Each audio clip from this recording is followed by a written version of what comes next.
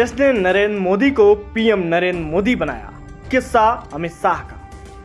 लोकसभा चुनाव से पहले मार्च 2014 को दिल्ली में कोर कमेटी की बैठक चल रही थी और मंथन चल रहा था कि पीएम उम्मीदवार नरेंद्र मोदी को किस जगह से चुनाव लड़वाया जाए। तभी एक सधी हुई आवाज कोर कमेटी की बैठक में लोगों को सुनाई दी कि नरेंद्र मोदी यूपी से चुनाव लड़ेंगे।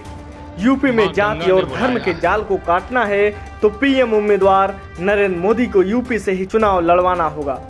और इस तरह से नरेंद्र मोदी ने यूपी के वाराणसी से चुनाव लड़ा। उसके बाद क्या हुआ ये पूरा देश जानता है। लेकिन वो शख्स आखिर था कौन? वो थे भारतीय राजनीति के चाणक्य कहे जाने वाले अमित शाह। वो अमित शाह जिन्होंने नरेंद्र मोदी को पीएम नरेंद्र मोदी बनाया। वो अमित शाह जिनके कार्यकाल में भाजपा ने पूरे रिकॉर्ड तोड़ डाले।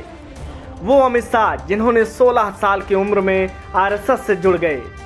नरेंद्र मोदी और अमित शाह की पहली मुलाकात संघ के शाखा के दौरान हुई। वो था साल 1980, लेकिन इनकी दोस्ती हुई 1987 में, जब दोनों ने आरएसएस से भाजपा में कदम रखा। ये वो वक्त था जब साल 1986 में लाल कृष्ण आडवाणी को भाजपा का राष्ट्रीय अध्यक्ष बनाया गया और इसके बाद आरएसएस ने अपने वर्करों को भाजपा में ज्वाइन करवाना शुरू कर दिया। नरेंद्र मोदी और अमित शाह में एक समानता थी। वे दोनों लीग से हटकर सोचते थे और यही बात उन्हें बाकी आरएसएस वर्करों से अलग करती थी। अमित शाह को पहला ब्रेक थ्रू मिला साल 1991 में, जब उन्हें गांधीनगर से चुनाव लड़ रहे लाल कृष्ण आडवाणी के कैंपेन का जिम्मा सौंपा गया। उस समय तक नरेंद्र मोदी और अमित शाह में गहरा दोस्ताना हो चुका था।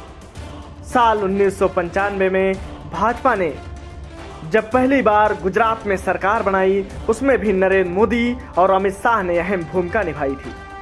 अमित शाह ने सक्रिय राजनीति में कदम रखा साल 1997 में, जब उन्होंने गुजरात की सरखेज सीट से अपना पहला विधानसभा चुनाव लड़ा।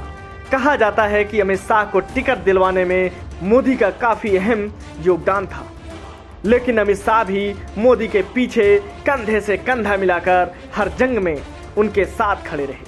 साल 1998 में जब केशुभाई पटेल दोबारा से गुजरात के सीएम बने और उन्होंने मोदी से कन्नी काटनी शुरू कर दी, तब भी अमित शाह के लिए ऐसे नेता थे जो नरेंद्र मोदी के पीछे इस जंग में चट्टान बनकर खड़े रहे।